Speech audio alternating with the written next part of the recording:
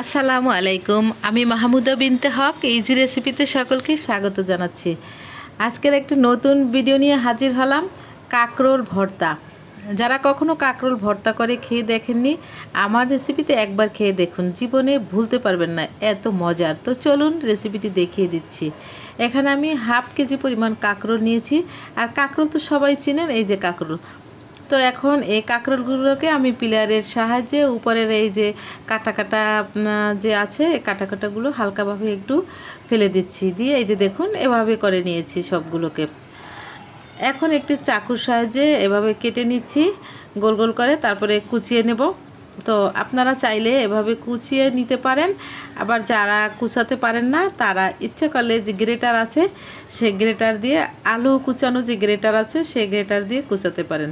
তো এটা দিয়ে কুচিয়ে আমি দেখাচ্ছি, আমি এভাবে কুচিয়ে নিচ্ছি। আমার কাটাকাটি অনেক ঝামেলা মনে হচ্ছে, তো এভাবে করে এই যে দেখুন সবগুলোকে কুচিয়ে নিলাম। তো এখন যা যা লাগবে কাঁকরোল ভর্তা করতে সেটা দেখাচ্ছি। লাগবে কাঁকরোল কুচি, পেঁয়াজ কুচি, রসুন কুচি, কাঁচামরিচ নিয়েছি, আর সেই সাথে শুকনো মরিচ নিয়েছি, আর নেব 1 চা চামচ কালো জিরে। ব্যাস, এই তো এগুলোই লাগবে। এবারে চলে যাচ্ছি চুলাতে ভর্তা তৈরি করতে। তো প্রথমেই চুলাতে প্যান দিয়ে তার ভিতরে দিয়ে দিচ্ছি তেল দিয়ে দিচ্ছি পেঁয়াজ, রসুন, আর দিয়ে দিচ্ছি কাঁচামরিচ। এবার এগুলোকে খুব ভালো করে নেড়ে চেড়ে একদম লাল করে ভেজে নিতে হবে। এই যে দেখুন আমার এগুলো কিন্তু একদম লাল করে ভেজে নিয়েছি। তো অবশ্যই লাল করে ভেজে নেবেন, তাহলে কিন্তু ভর্তার স্বাদটা দ্বিগুণ বেশি পাওয়া যাবে। তো সবগুলোকে লাল করে ভেজে আমি এখন তুলে নিচ্ছি। তুলে নিয়ে ওই তেলের ভিতরেই 1 চা চামচ কালো জিরে ছিল, সেটাকে দিয়ে দিলাম।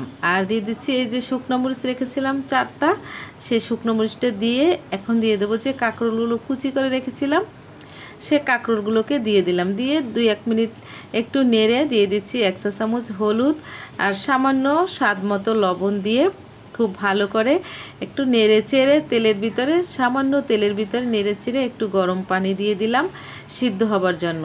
তো এখন আবার ভালো করে ঢেকে দিয়ে দিব যতক্ষণ না সিদ্ধ হয় ততক্ষণ পর্যন্ত। তো ঢাকনা খুলে দেখুন সিদ্ধ হয়ে গিয়েছে, আর সমস্ত পানিগুলোও কিন্তু টেনে গিয়েছে। এ পর্যায়ে একটু লাল লাল করে ভেজে নিতে হবে। তো লক্ষ্য করুন আমি একদম লাল করে ভেজে নিয়েছি, আর সিদ্ধটাও হয়ে গিয়েছে। এবারে তুলে ভালো করে ঠান্ডা করে নিয়ে নিলাম। এই দেখুন পেঁয়াজ রসুনটাও কিন্তু এই যে ঠান্ডা হয়ে গিয়েছে, আর কাঁকরোলটাও। তো আপনারা এখন পাটায় বেটে নিতে পারেন, আমি পাটার ঝামেলা করতে যাচ্ছি না, ব্লেন্ডারের ভিতরে দিয়ে দিচ্ছি সবগুলোকে। তবে কাঁচামরিচটা কিছু তুলে রেখেছি, সবগুলো দেইনি। এবারে দেখুন আর শুকনো মরিচও দেইনি, আপনারা 1-2টো দিতে পারেন, ঝালটা আপনাদের স্বাদ মতো দিবেন।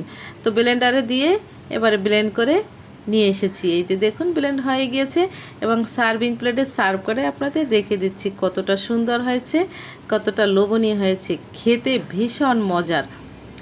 তো একবার হলো আমার রেসিপি ফলো করে অবশ্যই তৈরি করে দেখবেন।